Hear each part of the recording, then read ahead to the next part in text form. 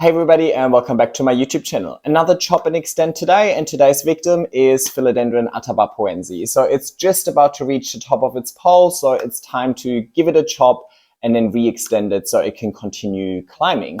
Now today I want to try something slightly new. Normally I just take the top cutting, I pot it up and I re-extend that. But today I actually want to combine the top and the bottom cutting into one pot and then re-extend it. So that I actually create a larger pot.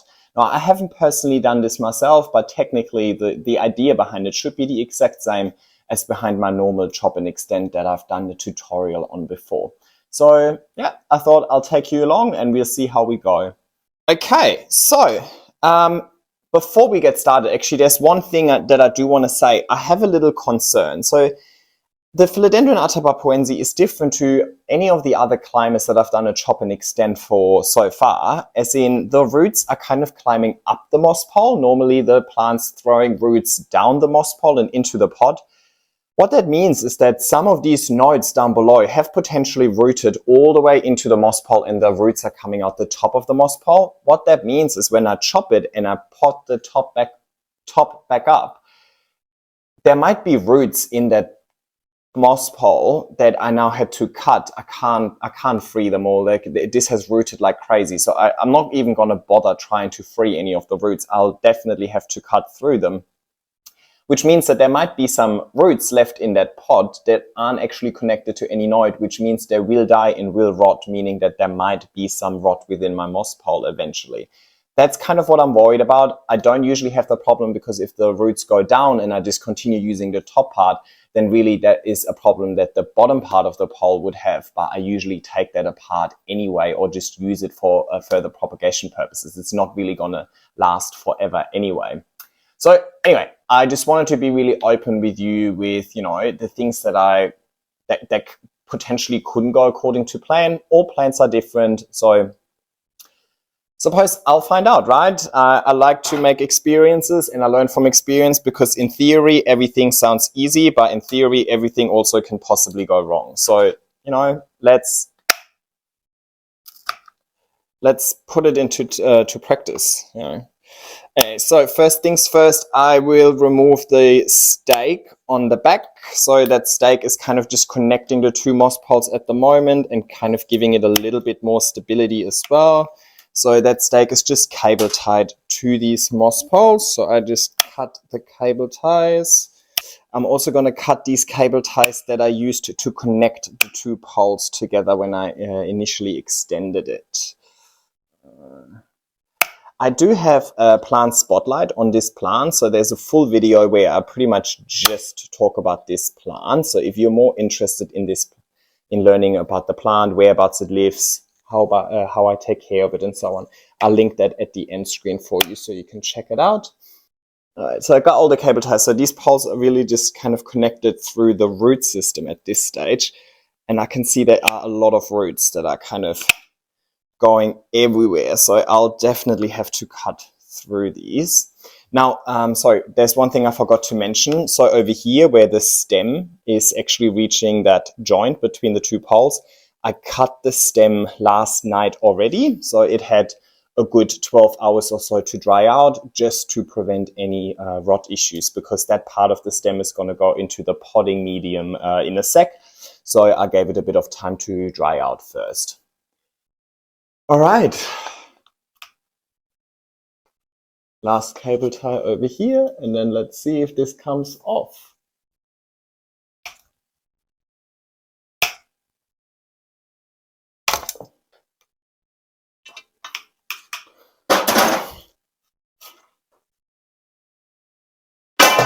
Oops. All right, so clearly these two are quite tightly connected. Yeah, so I mean, I'm just kind of sticking my finger in between the two poles and I can just tell there's so many roots going straight through the pole. Now it hurts me to have to just cut them, but honestly, it's a mess in there and I will not really be able to save any of them. And let's just hope that the plant really doesn't mind either. Alrighty, so here we are with the two poles. Now, I haven't really thought this through yet, have I? Okay, let's start with this one first. What I want to do is I try and remove as much moss as I can from the bottom part, because that's going to be filled up with aeroid mix. And then I'm going to combine these two poles into one pot. I'm not actually going to take the poles itself apart. Way too much work. I'm just going to combine them next to each other, and then I'm just going to extend one of them. So let's put this one aside for now. So I'm just going to try and move as much moss out of here as I can. But it's very, very busy in there. I can feel a lot of roots, so I'm not being too optimistic being able to remove a whole lot of moss, because I would basically just, I think, hurt the roots too much. That's okay, I'm just trying to give it a shot. If it's not supposed to be, then it's not supposed to be. It is what it is. But obviously the moss inside the pot would retain too much moisture for my liking, increasing the chances of potential rot. But technically my aeroid mix is very, very aerated and well draining, so I'm not even too worried about it, but you never know. Yeah. Can't really get rid of much of that moss. It's very busy in there, and I would probably just destroy the roots, so let's give it a shot. Hi, Brad. Come on. Alrighty, so I will just park this over here for now. Let's look at the second one. By the way, the only reason this pot is not falling over is because I have it in this heavy decorative planter. If it wasn't for this, it would definitely just fall over. Oops. Alrighty. So let's have a look at the root system over here. I'll definitely need to repot this anyway, because I'll give it a larger pot. All right, one sec.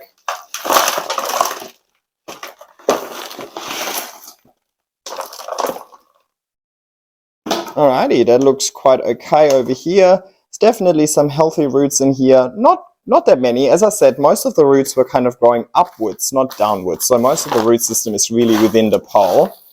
The mix still looks quite nice. It hasn't compacted at all, right? So that's exactly what I want to see, like a really well-draining, aerated mix. So that's good news. Let me just look. I'll just free up a little bit of the root system over here. Boop. All right, but I'm not going to do too much damage. The roots don't need to be too disturbed too much. Okay. Here comes the mess. So what I want to do with this is I want to take these two. I kind of want to put them right next to each other and then extend them. So I've got a slightly larger pot today. Normally I use 20 centimeter pots. This one is 25 centimeters just because I now have two poles in there. Usually the 20 centimeter is plenty, and I like the 20 centimeter because that's the largest size I can get in see-through pots, and I love my see-through pots because I love spying on the roots. But given that these roots are growing upwards anyway, there is not too much to spy about. Now I pop these towards the back of the pot because I want all of the leaves to be on one side anyway. And now I obviously have to kind of rearrange these leaves a little bit. I might kind of just point them inwards a little bit. Let me see, something is being caught. Alright, so if I point these kind of inwards a bit, then they're kind of overlapping, giving it a nice lush look. That's kind of what I was after. I'm kind of jealous of you guys. You guys can actually see what it looks like from the front. I'm just doing all of this from the back, hoping it's going to look okay. I mean, it can't be too bad, right? All good. I'm happy with that as it is. Now I'm just going to top it up with some aeroid mix.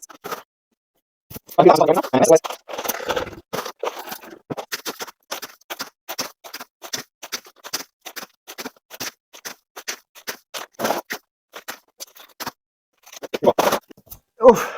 Okay. That was the hardest part done for sure. Let me just quickly see what it looks like from the front. Wow. Pure chaos. Okay. To be expected. That's okay. All right, and I found this amazing pot, this at Bunnings, decorative planter. It fits that 25 centimeter pot perfectly. So it fits it that the pot doesn't actually reach the bottom of the planter. This little lip, you know, the little, I don't know, the little edge of the pot is just perfectly matching that pot. So it kind of hovers, which means that if I'm watering that plant, any excess water can drain through the potting medium straight into that planter. So the planter will the nursery pot will never sit inside of water, which means I don't really have to worry about over watering, hopefully. All right, so I'll put a stake here, and what I actually want to do is, while I have two plants in here, or two poles in here, I'm only going to extend one of them. I'm only going to extend the one with the larger leaves on here. That other one is going to reshoot from the top, and then that new shoot I'm going to redirect towards the same moss pole, so that ultimately both shoots will then grow up one moss pole. And once I reach the top of that moss pole, then I'll chop it, and then I'm back to my normal just one moss pole, but this time with two plants on it rather than just with one plant on it. So I thought that's a good strategic decision, but proof's in the pudding, so I suppose I will let you know. So I'm just going to cable tie everything together now. So I'm going to cable tie this pole to the stake, and then I'm going to cable tie the other pole to, like the poles to each other, I reckon. Something like that. I haven't quite figured it out. I'm really just going to wing it. So see how we go. I've seen other people actually take the pole apart, or at least open one side of the pole, and then re-stitching the two poles together to kind of make one really large pole. I think that makes also total sense to me. I'm honestly just way too lazy for that. So I'm just going to keep the poles as they are, and that way it's also going to be really easy to water them. I basically just need to water that little pole on the side over here separately. So, and then this pole I'll just water like normal. Beautiful. All right. With a plant that gets this large and has leaves that size, obviously it's going to get a little bit front heavy. So what I sometimes do is I just take a heavy stone and I pop the stone right near the pole, just so the pole is kind of being pushed back a little bit. And that seems to be working quite okay. All right, so as I said before, that my concern is that there could be these pieces of root that are now no longer attached to anything. They're just kind of stuck somewhere in limbo, somewhere within the pole. My concern is that this will rot and that could cause any sort of issues. But, you know, I always like to experiment and see, rather than just overthinking it in theory and then turns out there was no need to be concerned. I really hope I'm going to be proven wrong and that I had nothing to worry about, but I suppose we will find out, right? Right, now onto my extension. I've got another 90 centimeter moss pole. As always, I'm just going to pop it on top of that pole that has the more mature part of the plant on it. And I'm just going to cable tie that to the garden stake. Right, and now I'm just going to cable tie these two poles together as well, just to give it a little bit of extra stability. I hope this second camera is going to pick it up. And I just used a little chopstick to help the cable tie go through the grid and then back the other end, so I can actually properly attach these two poles together. Now, they're not really going to cause any support or something like that. I suppose it's just stopping them from snapping or something like that. I don't know. It just gives me peace of mind. I don't know if it's necessary. Technically, the stake at the back should be good enough to actually hold these two together. Okay, last one. And while I'm here, I know I normally don't really cable tie my plants to the pole, but this new shoot over here is starting to have these really juicy little roots, and I just want to get it a little bit closer to the pole so it can attach itself straight away, you know. Alrighty, I think I'm done. So basically the idea behind it is that this pole on your left is going to obviously keep growing. It got the growth point, and it should have plenty of root system within the pole to actually continue growing without actually having too much decrease in leaf size. So this is the newest leaf. it's still kind of hardening off a little bit. It hasn't fully unfurled. I kind of tied it to this other leaf over here using twine because it was actually pointing backwards and I want them all to face forward. So I just have this tied together for now, but once the leaf is fully unfurled, it should kind of stay in that spot eventually. Now, I usually only chop my plants once these leaves have kind of at least gotten to like 80% of the size. I don't usually do it when it's still in development stage because you might kind of disrupt it, but I felt comfortable with this one as it is because it's pretty much there already. So this is going to continue growing and I don't think it's going to decrease in leaf size much. The bottom part of the pole still has all of the root system and has a lot of root system within the pole in itself as well. So that bottom part is going to reshoot, ideally in maybe a couple of spots. So as soon as these shoots start growing, I'll use cable ties and or just like my normal wire clips to hopefully redirect these onto that pole over here as well, so that